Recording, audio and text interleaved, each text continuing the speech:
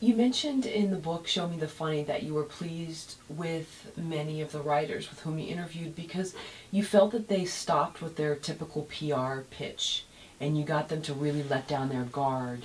And some of them spent like 3-4 hours with you. Oh, yeah. Well, you know, again, when we first started talking about interviewing writers, that the interview is such a difficult way to get things out of people because it's very easy to romanticize yourself when you've achieved a lot and talk about the way you wish you worked or think you might have worked.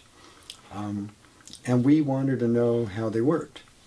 So by doing this different format, having a process-based interview where we said, work, we'll watch. A lot of the writers commented themselves on how different this interview felt. And one of the things that we found interesting was almost everyone at some point talked about being anxious. I mean, these are really top professional writers. None of them had any difficulty doing it. But they all said, you know, I'm going to come up with something here, and then it's going to be compared to all my top-level peers, and I want it to look good. I want to feel good about what I did. And we were stunned at how good they were. I mean, every one of them was just such a good pro. And they just, stuff issued forth. And when we would stop and ask them questions or say, well, could you also do this? Could you also do that? Sure. They just pivot on a dime and just go somewhere else.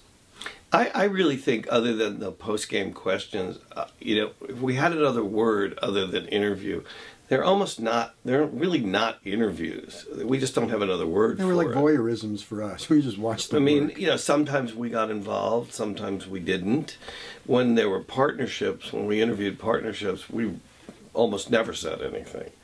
We maybe prompted, but I think the miracle of this book is that it disproves this idea that so many of the so-called screenwriting gurus like McKee and Truby and these guys come up with, that there's only... Huh? Sid Field.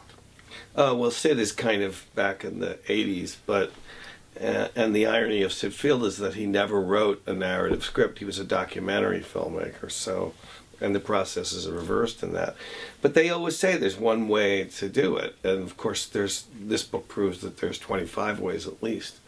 And that's pretty cool. And to take the same exact premise, which is generic, really, and to make 25 different stories out of it was just so cool to be a part of. One of the things that's been really nice is that we've gotten a lot of writing professors around the country to use the book with their students. And the thing they say they really like is, again, watching these people create, and more than that, a lot of them narrate as they create. So they're literally saying, okay, I need to heighten the conflict here, so what I'm going to do is, you know, yes, it's a mother and a daughter, yes, they love each other, but I'm going to make them more competitive, because that's going to do it. Or I'm going to make one so stuck with her tastes, and this one's so stuck with her tastes, and both feel so sure they're right, that so they would tell us what they were doing as they did it. And so these kids are finding it great, because these people are saying, okay, here are the problems you run into, here are some ways to possibly fix it, and you're watching these people do it. It's miraculous. Any other tips for putting your quote-unquote subject, for lack of a better word, at ease? Was there any self-disclosure? I know in therapy sometimes they do that. You know, what Jeffrey was saying before, we had some movie writers and some TV writers. And the TV writers are pretty much used to working in a writer's room. And so one of the things that we try to do is create that feeling as much as possible. So there were cases where somebody would get kind of pensive, and we'd think, well, let's make a suggestion and see what they would do with it. Let's ask them a question to see if it would jog something. So it was kind of cool that we got to interact and keep them comfortable with always something going. There were never any dead spots. And these people are, have you ever seen those kids' toys that you wind them up and they bounce into the wall and then they turn direction and go somewhere else? They hit a piece, furniture leg, they go some.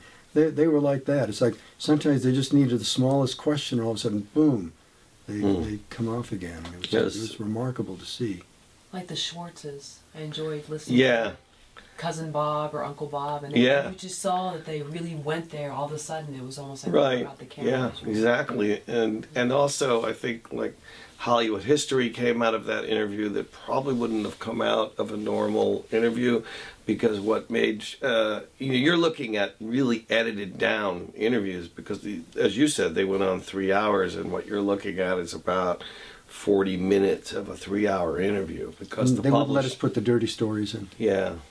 But that story about Bob Hope and Jack Benny, and how after the war he decided Sherwood didn't want to write jokes anymore. I mean, I don't believe that any of that would have come out in a regular interview, because we might not have asked the question, but something he said about his history made him think of Bob Hope and about not Jack Benny, it was George Burns.